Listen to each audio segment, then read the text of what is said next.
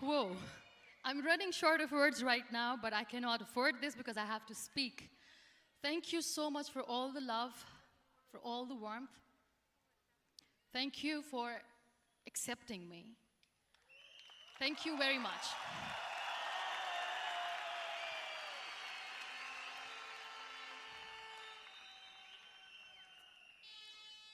Well, I always start my talk with a disclaimer.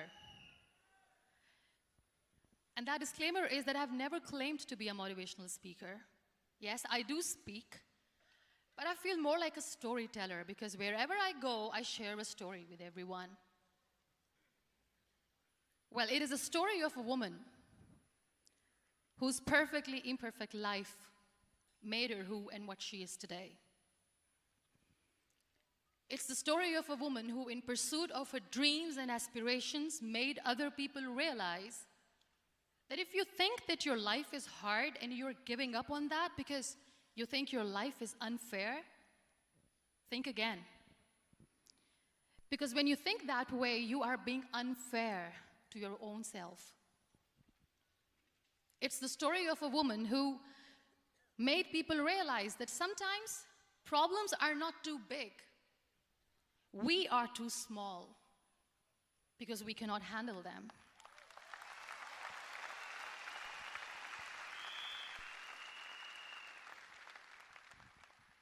It is the story of a woman who with time realized that real happiness doesn't lie in success, money, fame. It lies within. Real happiness lies in gratitude.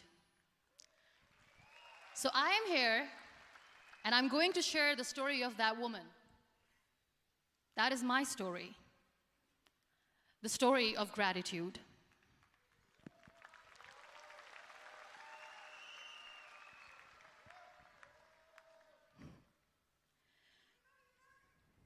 I love you too. I love you all.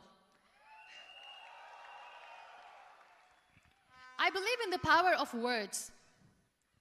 Many people speak before they think. But I know the value of words. The words can make you, break you, they can heal your soul, they can damage you forever. So I always try to use the positive words in my life wherever I go. They call it adversity, I call it opportunity. They call it weakness, I call it strength. They call me disabled, I call myself differently abled. They see my disability. They see my disability, I see my ability. There are some incidents that happen in your life, and those incidents are so strong that they change your DNA. Those incidents or accidents are so strong that they break you physically. They deform your body, but they transform your soul.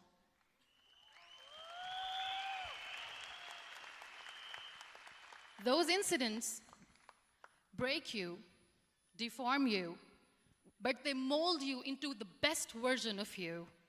And the same thing happened to me. And I'm going to share what exactly happened to me. I was 18 years old when I got married. And this thing I'm sharing for the very first time on an international level. I was 18 years old when I got married. I belonged to a very conservative family, a Baloch family, where good daughters never say no to their parents. My father wanted me to get married. And all I said was, if that makes you happy, I'll say yes. And of course, it was never a happy marriage. Just about after 2 years of getting married, about 9 years ago, I met a car accident. Somehow my husband fell asleep and the car fell in the ditch. He managed to jump out, saved himself. I'm happy for him. But I stayed inside the car and I sustained a lot of injuries. The list is a bit long. Don't get scared. I'm perfectly fine now. Radius ulna of my right arm were fractured. The wrist was fractured. Shoulder bone and collarbone were fractured. My whole rib cage got fractured. And because of the rib cage injury, lungs and liver were badly injured. I couldn't breathe. I lost urinary bowel control. That's why I have to wear the bag wherever I go. But that injury that changed me and my life completely as a person and my perception towards living my life was the spine injury. 3 vertebrae of my backbone were completely crushed, and I got paralyzed for the rest of my life. So this accident took place in a far-flung area in the outskirts of a very small province, Balochistan, where there was no first aid, no hospital, no ambulance. I was in the middle of nowhere in that toppled car. Many people came to rescue. They gave me CPR. They dragged me out of the car. And while they were dragging me out, I got the complete transection of my spinal cord. And now there was this debate going on. Should we keep it here? She's going to die. Where should we go? There is no ambulance. There was this 4-wheeler Jeep standing in the corner of the street. They said, put her in the back of the Jeep and take her to the hospital, which is 3 hours away from this place. And I still remember that bumpy ride. I was all broken. They threw me at the back of the Jeep and they rushed me to the hospital. That is where I realized that my half body was fractured and half was paralyzed. I finally ended up in a hospital where I stayed for 2.5 months. I underwent multiple surgeries. Doctors have put a lot of titanium in my arm. There's a lot of titanium at my back to fix my back. That's why people in Pakistan call me the Iron Lady of Pakistan.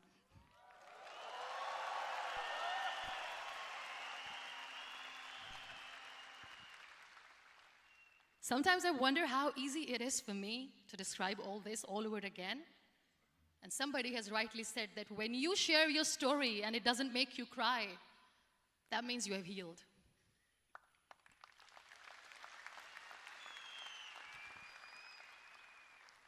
Those 2.5 months in the hospital were dreadful. I will not make up stories just to inspire you. I was at the verge of despair. One day, doctor came to me and he said, well, I heard that you wanted to be an artist, but you ended up being a housewife. I have a bad news for you. You won't be able to paint again because your wrist and your arm are so deformed, you won't be able to hold a pen again. And I stayed quiet. Next day, doctor came to me and said, your spine injury is so bad, you won't be able to walk again. I took a deep breath and I said, it's all right. The very next day, doctor came to me and said, because of your spine injury and the fixation that you have in your back, you won't be able to give birth to a child again. That day, I was devastated. I still remember, I asked my mother, why me? And that is where I started to question my existence. Why am I even alive? What's the point of living? I cannot walk, I cannot paint, fine, I cannot be a mother. And we have this thing in our heads, being women, that we are incomplete without having children. I am going to be an incomplete woman for the rest of my life. What's the point? People are scared. They think I will get divorced. What is going to happen to me? Why me? Why am I alive? We all try to chase this tunnel. We all do this because we see light in the end of the tunnel, which keeps us going. My dear friends, in my situation, there was a tunnel that I had to roll on, but there was no light. And that is where I realized that the words have the power to heal the soul. My mother said to me, this too shall pass. God has a greater plan for you. I don't know what it is, but He surely has.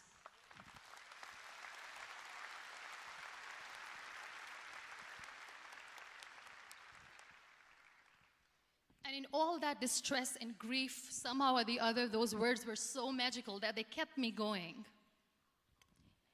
I was trying to put that smile on my face all the time, was hiding. It was so hard to hide the pain, which was there. But all I knew was that if I will give up, my mother and my brothers will give up too. I cannot see them crying with me.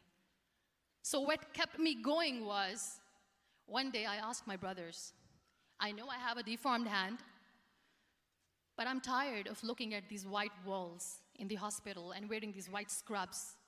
I'm getting tired of this. I want to add more colors to my life. I want to do something. Bring me some colors. Bring me some small canvas. I want to paint. So the very first painting I made was on my deathbed, where I painted for the very first time. It was not just an art piece or just my passion. It was my therapy. What an amazing therapy it was. Without uttering a single word, I could paint my heart out. I could share my story. People used to come and say, what lovely painting, so much color. Nobody could see the grief in it. Only I could. So that's how I spent 2.5 months in my hospital, crying, never complaining or whining, but painting. And then I was discharged, and I went back home. And I went back home, and I realized that I have developed a lot of pressure ulcers on my back and on my hip bone. I was unable to sit. There were a lot of infections in my body, a lot of allergies. So doctors wanted me to lie down on the bed straight for not 6 months, for not 1 year, for 2 years. I was bedridden, confined in that one room, looking outside the window, listening to the birds chirping, and thinking maybe there will be a time when we'll be going out with the family and enjoying the nature. That was the time where I realized how lucky people are, but they don't realize. That is the time where I realized that the day I'm going to sit, I'm going to share this pain with everyone to make them realize how blessed they are, and they don't even consider them lucky. There are always turning points in your life. There was a rebirth day that I celebrated. After 2 years and 2.5 months, when I was able to sit on a wheelchair, that was the day when I had the rebirth. I was a completely different person. I still remember the day I sat on the wheelchair for the first time, knowing that I'm never going to leave this, knowing that I won't be able to walk for the rest of my life. I saw myself in the mirror, and I talked to myself. And I still remember what I said. I cannot wait for a miracle to come and make me walk. I cannot sit in the corner of the room crying, cribbing, and begging for mercy because nobody has time. So I have to accept myself the way I am. The sooner, the better. So I applied the lip color for the first time.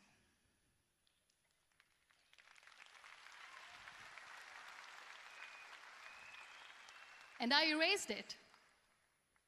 And I cried. And I said, what am I doing? A person on a wheelchair should not do this. What will people say? Clean it up. Put it again. This time I put it for myself. Because I wanted to feel perfect from within.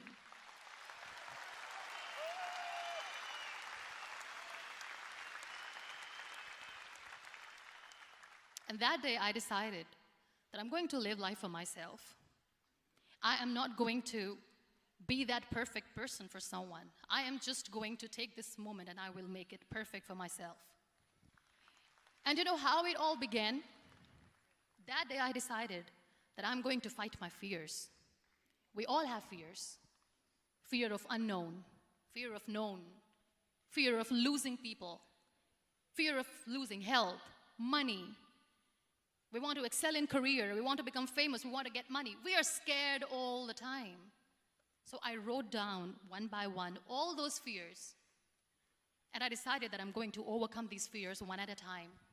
You know what was my biggest fear? Divorce. I couldn't stand this word. I was trying to cling on to this person who didn't want me anymore, but I said no. I have to make it work. But the day I decided that this is nothing but my fear, I liberated myself by setting him free. And I made myself emotionally so strong that the day I got the news that he's getting married, I sent him a text that I'm so happy for you and I wish you all the best. And he knows that I pray for him today.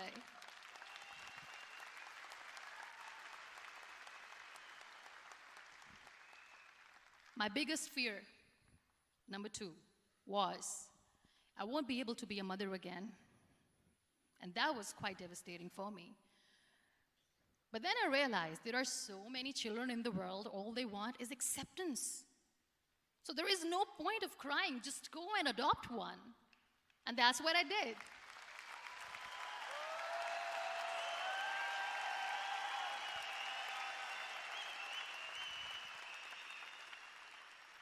I gave my name in different organizations, different orphanages. I didn't mention that I'm on a wheelchair, dying to have a child.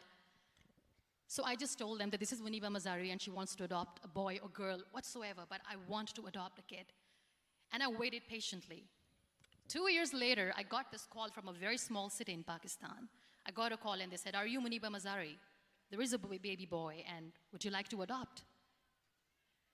And when I say yes, I could literally feel the labor pain. I said, yes, yes, I am going to adopt him. I am coming to take him home.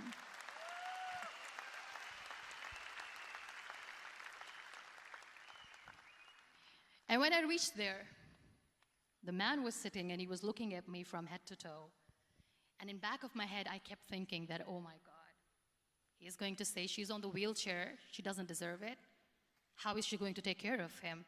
And I looked at him and I said, do not judge me because I'm on the wheelchair. But you know what he said? He said, I know you will be the best mother of this child. You both are lucky to have each other.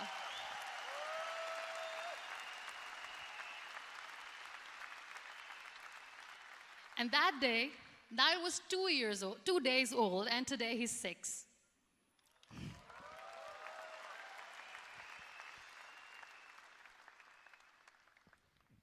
You'll be surprised to know another bigger fear that I had in me. It was facing people. I used to hide myself from people. When I was on bed for 2 years, I used to keep the door closed. I used to pretend that I'm not going to meet anyone, tell them that I'm sleeping. You know why? Because I couldn't stand that sympathy that they had for me. They used to treat me like a patient. When I used to smile, they used to look at me and say that, "You're smiling, are you okay?" I was tired of this question being asked, "Are you sick?" Well, a lady yesterday at the airport asked me, "Are you sick?" And I said, well, besides the spinal cord injury, I'm fine, I guess.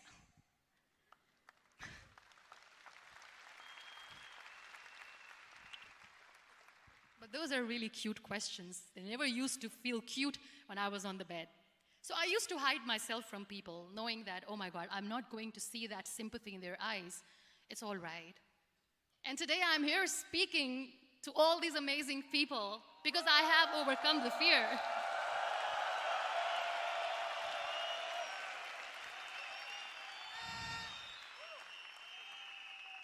You know, when you end up being on the wheelchair, what's the most painful thing?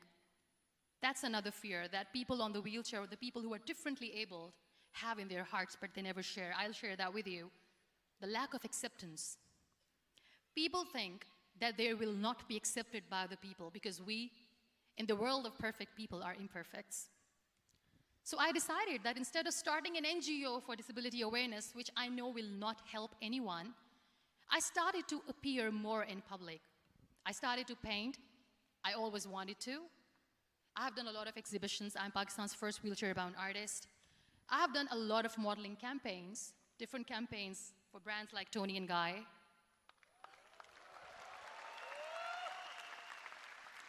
I have done some really funny, breaking the barriers kind of modeling. There was this one by the name Clown Town where I became a clown because I know that clowns have hearts too. And then I also decided that if I really want to make the difference, I am not going to let people use me for their polio campaigns where they will make you a victim and an emblem of misery and mercy and will say that, you know what, give polio drops to your children or they'll become like this girl. I decided that I'm going to join the national TV of Pakistan as an anchor person, and I've been doing a lot of shows for the last 3 years.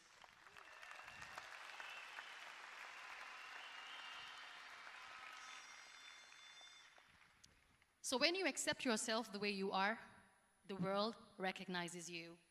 It all starts from within. Thank you. I became the National Goodwill Ambassador for UN Women Pakistan, and now I speak for the rights of women, children.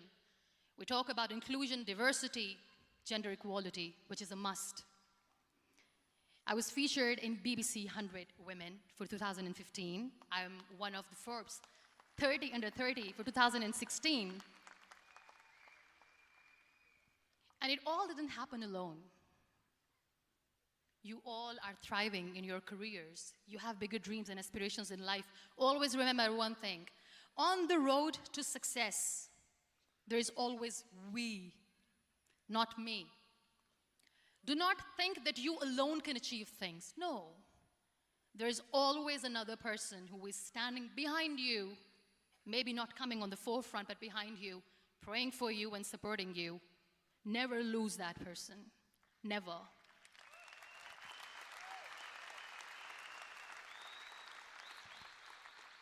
No matter how much I say that I couldn't find a hero, so I became one, I still want to recognize those 3 people in my life who literally changed my life completely, and I get inspiration from them every single day. Waleed Khan. Many people know about the terrorist attacks in Pakistan. We have lost many people. And I'm sharing this with a very heavy heart because we actually have lost a lot of people in this huge turmoil of terrorism.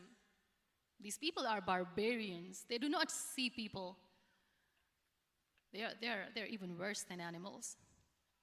They have killed people in mosques. They have killed people in churches, temples, even in schools. There was this terrorist attack in Army Public School, Peshawar, where these terrorists entered in an examination hall and they killed our children. And in that attack, that day, this beautiful boy, Waleed Khan, who was my hero, my real life hero, was the proctor who was taking care of the students, was keeping an eye on the students. Those barbarians shot him 3 times in the face, 5 times on his body, and he fell down. I was asked to give a talk in the school after a week of that terrorist attack. With a very heavy heart, I went there and I spoke. We sang a few national songs. I thought that maybe I've done my part, but deep inside, it was killing me. I could see children injured. I could see children sitting on the wheelchairs, looking at me, wondering, what next? What was our fault? Just because we were here to give examination, we have been shot. So many people, so many children lost their friends. Their classrooms were empty. The next day they went to the classroom. So this kid, Waleed Khan, I was asked that he is in a hospital right now, and you have to go and see him and motivate him and tell him that it's going to be okay. And when I saw Waleed Khan coming on the wheelchair for the first time in front of me, face was all deformed. His leg was fractured, his arm was fractured. He couldn't talk, he lost his teeth. He cannot sneeze, he cannot smell. He cannot eat. And I kept thinking, what should I say? That everything is going to be all right? No, nothing is all right. And while I was juggling with the words, what to say, what not to say, this beautiful child, Waleed Khan, came to me and he said, "Are you Muniba Mazari?" I said, "Yes." He said, "Baji, let's take a selfie."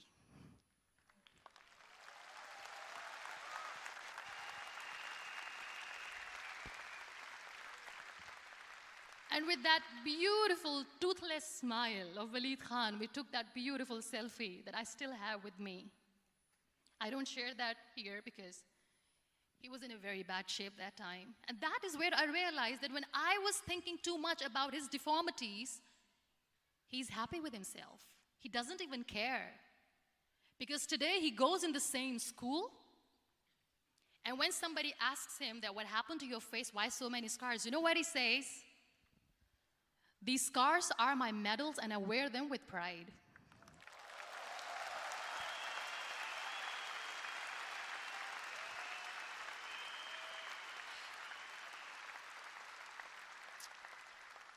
And how beautifully he says the terrorists wanted me not to study. I am going to study. I will become a doctor one day.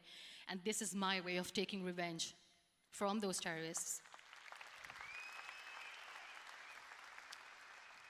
Another real-life hero, of course, my son. His name is Nile, N-I-L-E, River Nile. I learned so much from this kid. The first and foremost thing is patience. How to be patient when you know that your mother cannot walk, when you know that your mother is different from the other women, when you know that your mother cannot go out and play with you, how to stay calm. He loves football. And when we got the very first football, he was 4 years old. He was super excited. I still remember he came in the room and he said, "Mom, let's play football." And he kept the ball in my feet. And he said, "Let's kick it." And that day I felt disabled. I said, "I cannot kick the ball." And I was down with the same face. He looked at me and he said, "Well, that's all right. Your legs are not working, but your hands do. Let's play catch the ball."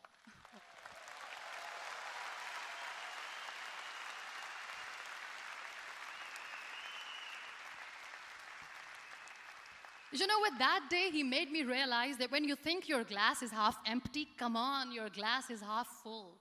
It's all in here and here. Last but not least, the woman who made me realize that heroes have no gender. The woman who believed in me even when I was completely at the verge of despair, where everybody left, she was there. And every time I looked at her, without saying anything, she used to look at me and said, "This too shall pass. God has a bigger plan. And one day you will say that, 'Oh my God, that is why God has chosen me.'" She never cried in front of me. She has always said that there will be haters, there will be naysayers, there will be disbelievers, and then there will be you proving them wrong. My mother.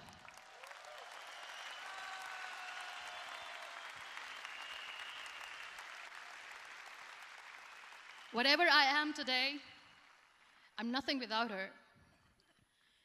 I'm nothing without her. Thank you, Mama. I wish you were here. Thank you for making me who I am today.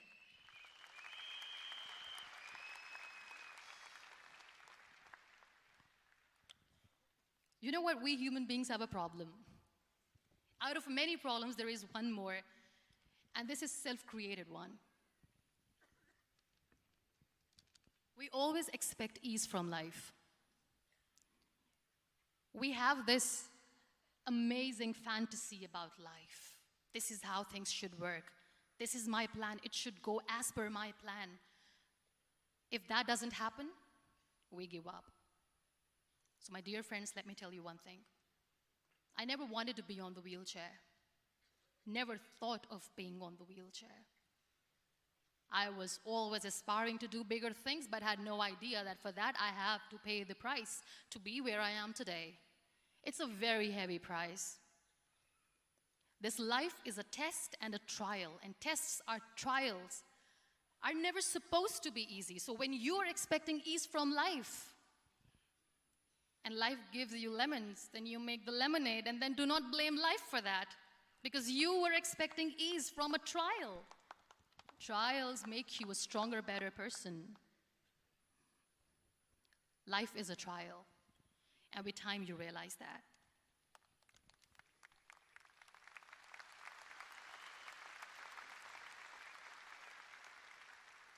It is okay to be scared. It is okay to cry. Everything is okay, but giving up should not be an option. They always say that failure is not an option. Failure should be an option, because when you fail, you get up, and then you fail, and then you get up, and that keeps you going. That's how humans are strong.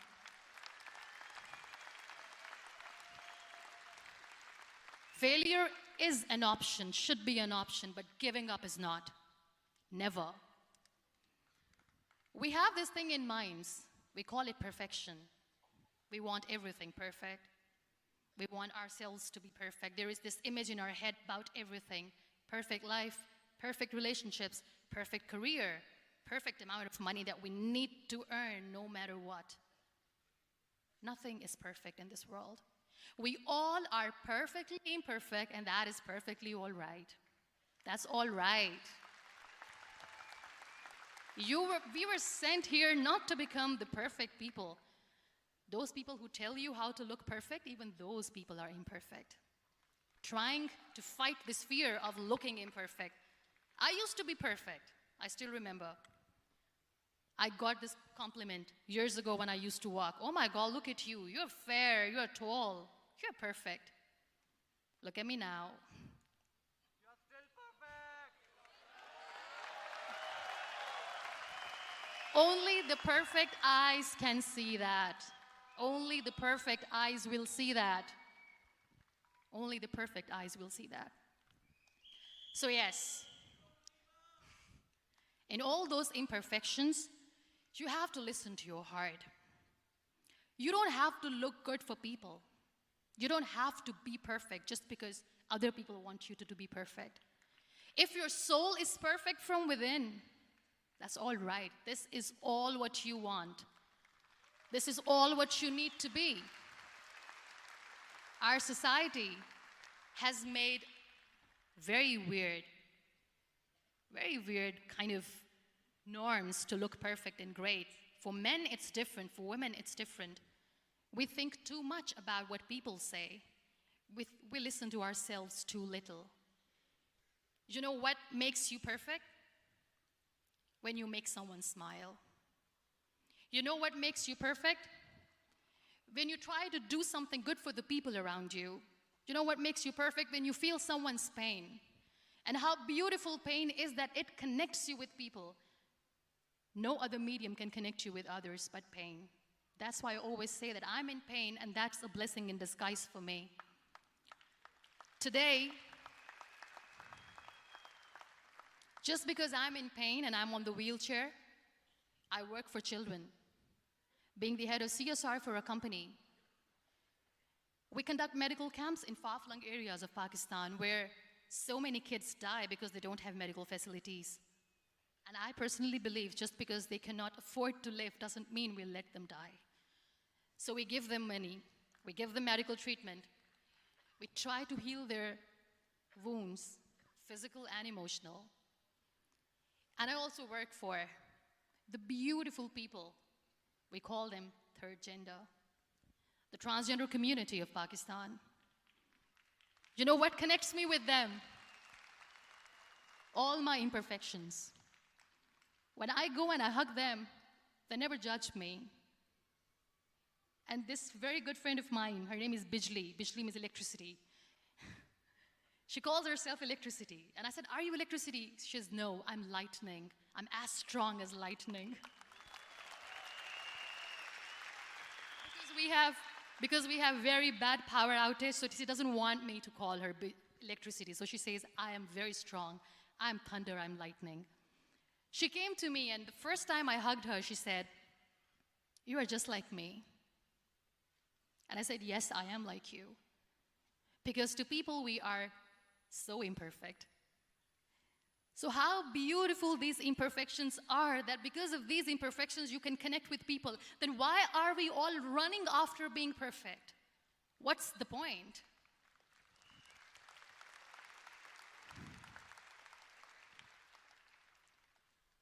Every time I go in public, I always smile. It's always a big toothy smile on my face, and people ask me, don't you get tired of smiling all the time? What's the secret? I always say one thing, that I have stopped worrying about the things that I have lost, the people that I have lost. Things and people who were meant to be with me are with me. And sometimes, somebody's absence makes you a better person. Cherish their absence. It's always a blessing in disguise. I always say that people are so lucky they don't even realize. You must be thinking, okay, you're lucky in what sense? Well, the breath that you just took was a blessing. Embrace it.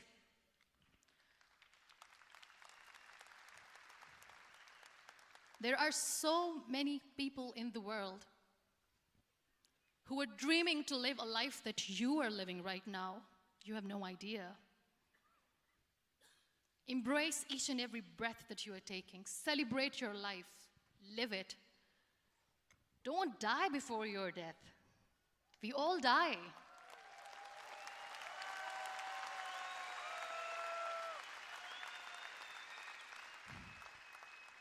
We live this one routine of a day for 75 years and we call it life.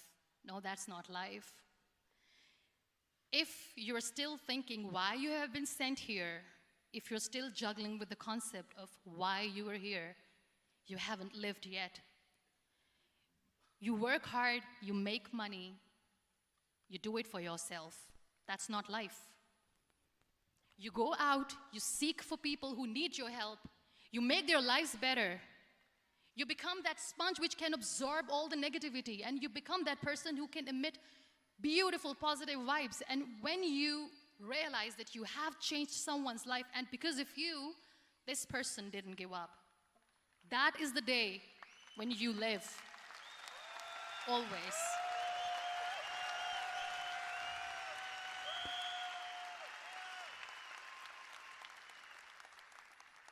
We were talking about gratitude, why I smile all the time. I cry all night when nobody sees me, because I'm a human and I have to keep the balance. And I smile all day because I know that if I will smile, I can make people smile. That keeps me going.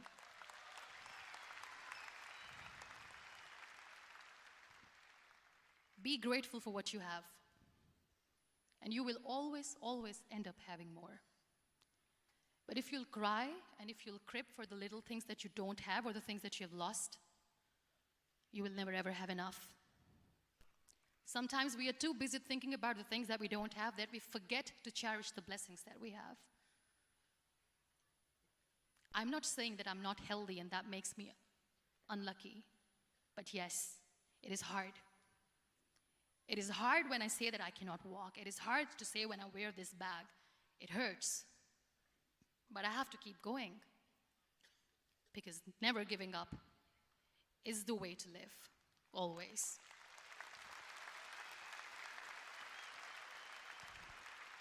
So I'll end my talk on a very short note. Live your life fully. Accept yourself the way you are. Be kind to yourself. Be kind to yourself. I'll repeat, be kind to yourself, and only then you can be kind to others. Love yourself and spread that love. Life will be hard. There will be turmoils, there will be trials, but that will only make you stronger. Never give up. The real happiness doesn't lie in money or success or fame. I have this all, I never wanted this. Real happiness lies in gratitude. So be grateful, be alive, and live every moment. Thank you so much, everyone. Thank you.